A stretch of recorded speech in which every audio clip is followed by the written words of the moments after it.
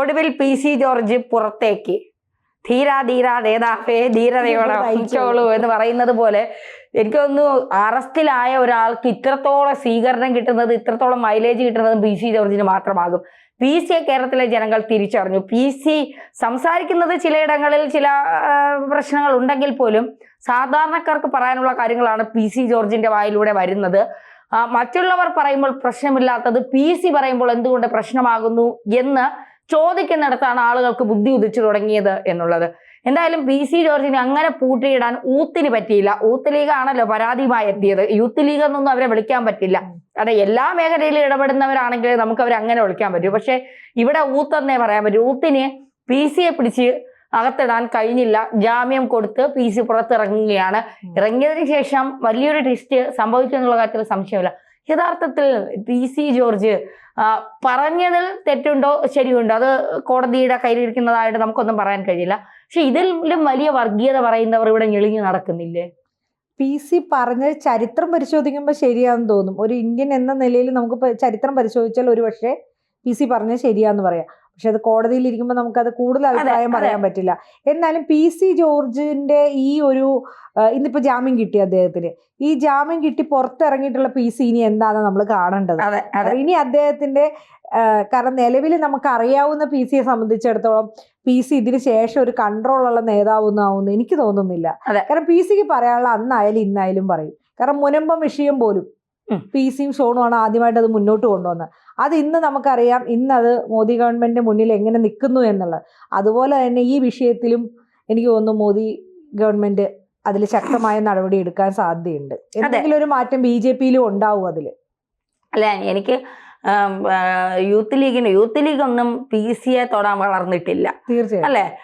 അങ്ങനെ നിങ്ങൾക്ക് തുടരണമെന്ന് ആഗ്രഹം ഉണ്ടെങ്കിൽ നിങ്ങളുടെ എത്രയോ മതപണ്ഡിതന്മാരുണ്ട്, എത്രയോ നേതാക്കന്മാർ, ഉസ്താദുമാരുണ്ട്, മദ്രസകളിൽ എത്തുന്ന കൊച്ചു കുഞ്ഞുങ്ങളെ വരെ പീഡിപ്പിക്കുന്ന, അതിലൂടെ ആത്മഹത്യ ചെയ്യുന്ന എത്രയോ കുട്ടികളുണ്ട് ഇവിടെ.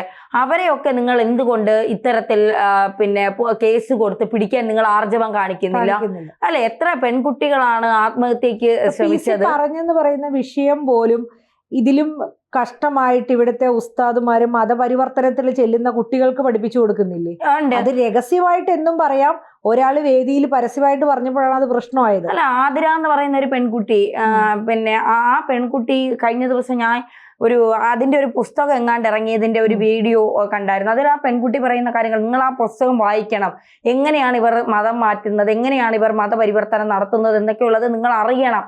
കാരണം നമ്മളെ തലയിലേക്ക് ഇൻജക്ട് ചെയ്ത് വെക്കുന്ന കാര്യങ്ങൾ, ഞാൻ നിസ്കരിക്കാനായി എഴിക്കുമ്പോൾ എൻ്റെ അച്ഛൻ കസേരയിൽ ഇരുന്ന് കരയുന്നത് ഞാൻ കണ്ടിട്ടുണ്ട്. അന്ന് എൻ്റെ മനസ്സിൽ എൻ്റെ അച്ഛൻ്റെ കണ്ണുനീരില്ല. കാരണം എൻ്റെ മൈൻഡ് മുഴുവൻ ഇതാണ്, ഇസ്ലാമാണ് ലോകത്തിലെല്ലാം എന്ന്. അപ്പൊ ഇങ്ങനെയൊക്കെ ഓരോ കുടുംബങ്ങളിൽ അതിക്രമിച്ച് കയറി അവരുടെ മക്കളുടെ എന്താ പറയുക മസ്തിഷ്കത്തിലേക്ക് ഈ വൃത്തികെട്ട ചിന്താതികൾ കുത്തിവെച്ചുകൊണ്ട് ഒരു കുടുംബത്തിന്റെ സമാധാനം ഇല്ലാതാക്കുന്നവരോട് യൂത്ത് ലീഗിന് എന്ത് നിലപാട് സ്വീകരിക്കും? ഇത് പറഞ്ഞപ്പോഴാണ് ഞാൻ ഓർത്തെ, നേരത്തെ ഹൈക്കോടതിയിൽ ഒരു കേസ് ഉണ്ടായിരുന്നു ലവ് ജിഹാദിന്റെ. ആ കേസില് ഒരു കുട്ടിയുടെ അമ്മ ഓർക്കുണ്ടാവും തന്നെയാ, അമ്മ വന്നിട്ട് കാല് പിടിക്കുന്ന ഓർമ്മയുണ്ടോ? പേരിപ്പോ പറയുന്നില്ല. കാല് പിടിച്ചു.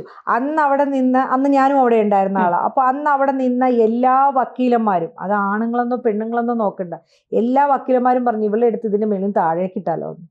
കാരണം അത്രയും അവരിലേക്ക് സ്വന്തം അമ്മയുടെ കാല് തട്ടി തെറിപ്പിച്ചിട്ട് അന്ന് അവൾ ആ പയ്യന്റെ കൂടെ പോണത്.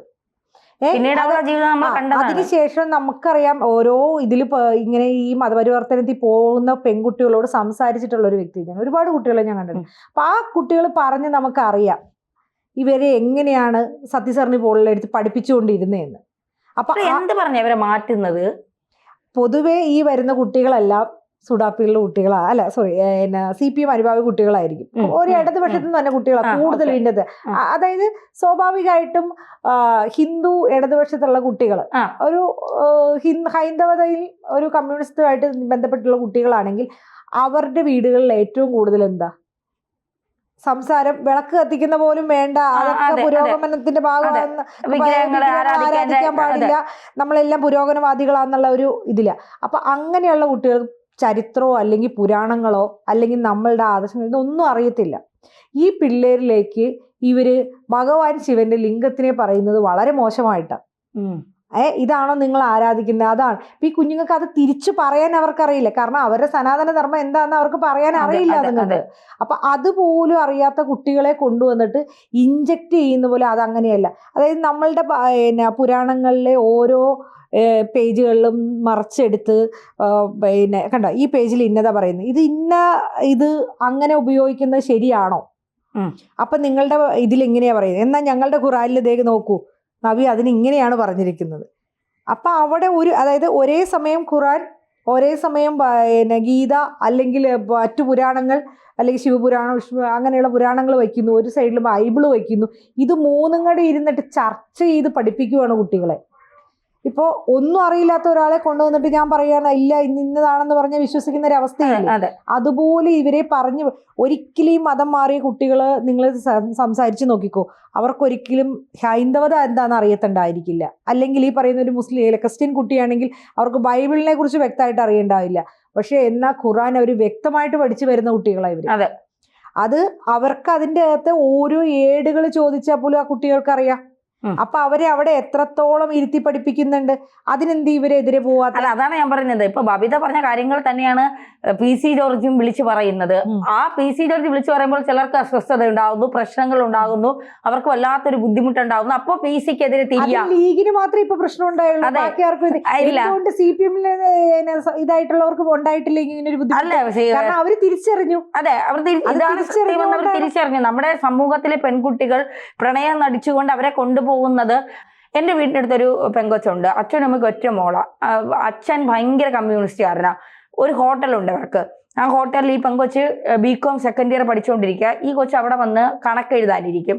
അവിടെ ഇറച്ചി സപ്ലൈ ചെയ്യുന്ന ഒരു യുവാവ്, സമുദായം പറയണ്ടല്ലോ, അതിൽപ്പെട്ട ഒരു യുവാവ് ഒരു ദിവസം ഈ പെൺകുട്ടിയെ കാണാനില്ല.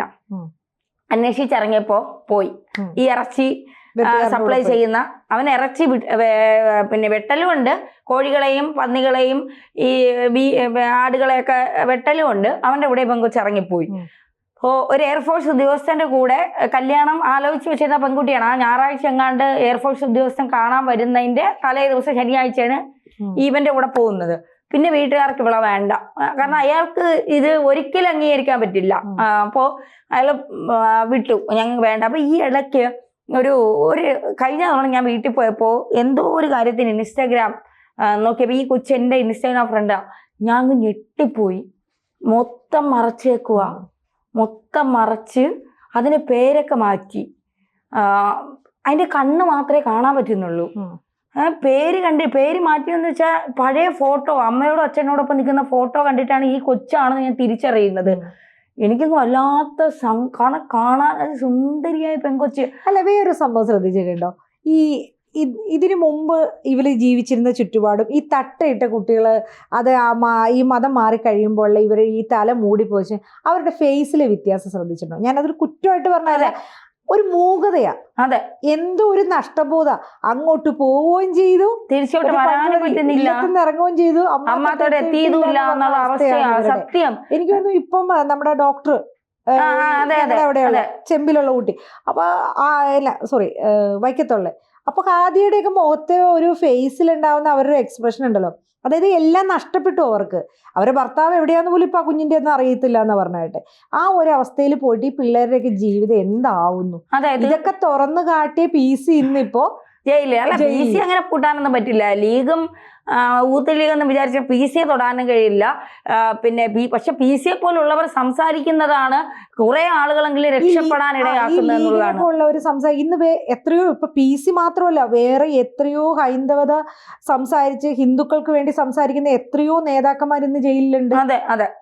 അതായത് ഇവര് കാണിക്കുന്ന പോക്കരിത്തരം, അതായത് ഇപ്പൊ ചിലപ്പോൾ ക്ഷേത്രങ്ങളുമായിട്ട് ബന്ധപ്പെട്ട് ഈ ക്ഷേത്രങ്ങളുടെ ഒക്കെ അടുത്ത് നിൽക്കുന്ന ചുറ്റുപാട് നടത്തുന്ന ഹോട്ടലുകൾ നടത്തുന്നവരൊക്കെ ഹിന്ദുക്കളാണോ? അതെ, അല്ലല്ലോ, മറ്റു മതസ്ഥ. അതിനൊക്കെ എതിരെ പ്രതികരിക്കുന്നവർ ഇന്ന് ജയിലില്ല. അങ്ങനെ PC ഒരു വിഭാഗത്തിനെ മാത്രം പരാമർശിക്കുകയോ അല്ലെങ്കിൽ അതിനെതിരെ FBയിൽ സംസാരിക്കുകയോ അല്ലെങ്കിൽ ഏതെങ്കിലും ഒരു സോഷ്യൽ മീഡിയ പ്ലാറ്റ്ഫോമിൽ സംസാരിക്കുന്നവരെ അവരെ കുറ്റക്കാരാക്കി പ്രത്യേകിച്ച് ജയിലിൽ അടക്കുക. അതും പെട്ടെന്നൊക്കെ ആയിരിക്കും അറസ്റ്റ് ചെയ്ത്, വെളുപ്പിന് വന്നൊക്കെ ഓരോരുത്തരെ അറസ്റ്റ് ചെയ്തുകൊണ്ട് പോകണേ. അറസ്റ്റ് ചെയ്തിട്ട് ജാമ്യത്തിന് മൂവ് ചെയ്ത് ജാമ്യം കിട്ടില്ല. അതെന്ത് അവര് 14 ദിവസത്തേക്ക് റിമാൻഡ് ചെയ്യുക എന്നുള്ളത് ഒരു വച്ചുകിട്ടായി മാറുന്ന അവസ്ഥയിലേക്ക് ശരി, ഇവിടെ PCA കിടത്താന്ന് വിചാരിച്ചു അഴിക്കുള്ളിൽ, പക്ഷെ നടന്നില്ല. എന്തായാലും യൂത്ത് ലീഗ് ഊത്തിക്കൊണ്ടിരിക്കട്ടെ. തീർച്ചയായിട്ടും.